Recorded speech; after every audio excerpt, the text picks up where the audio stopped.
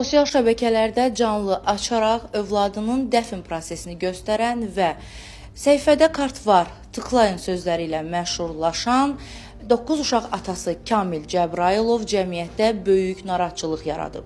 Diqqət çəkən məqamlardan biri də bu video görüntülər onun ikinci həyat yoldaşı tərəfindən lentə alınıb. Mən də orada pul söhbəti eləməmişəm. Ancaq qınaq dedi ki, biz niyə yarım metr qazmısınız? Necə? Mənim puluma 45 manat pulum olub da. 5 manata yarım metr qazdılar, yəni daha çox qazmağa daha çox pul istədilər. Necə? Bəli. Çəkiliş edən kim idi? Bizə xanım idi. Kimin xanımıdır? Bizə qonşu idi. 21 yaşlı xanımla ailə qurmusunuz. Belə bir iddia var. Bu düzdürmü? Yox, səhvdir o.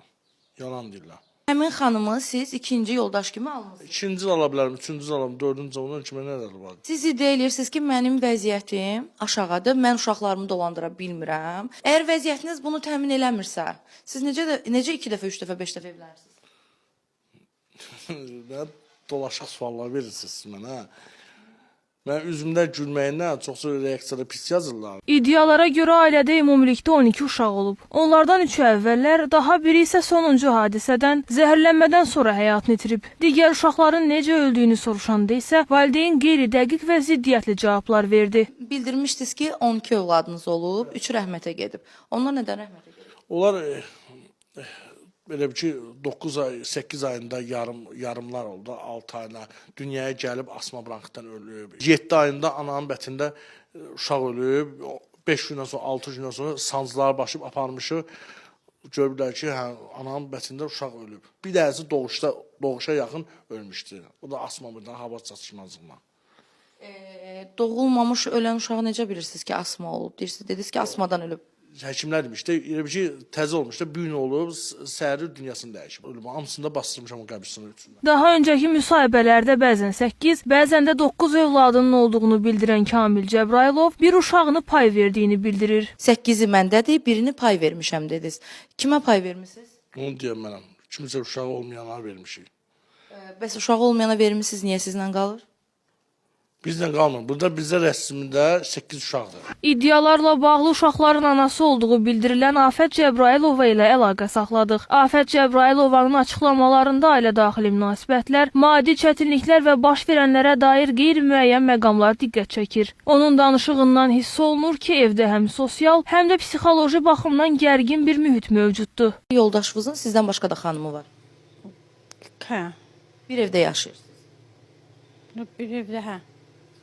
Videoları çəkən də həmin xanımdır. Onu deyə bilmərəm. Yoldaşınız sizlə bir yerdə bir xanım saxlayır, 2 xanım.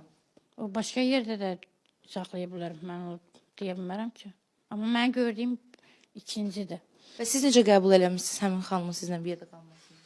Əvvəl normal baxmırdım. İndi sırf uşaqlarla beynim məşğuldur mənim.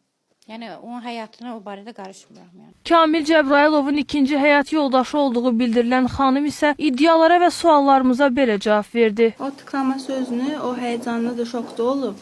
Səhvən deyib, o bir dəfə dedi, sonra demədi yəni. O şokdaydı, siz də mi şokdaydınız? Məsələn, canlı aç deyəndə Danışmaq istəməm, yəni mən nə olar, halım pisdir. necə qəbul elədiniz ki, belə bir ailənin ikinci xanımı olmağı?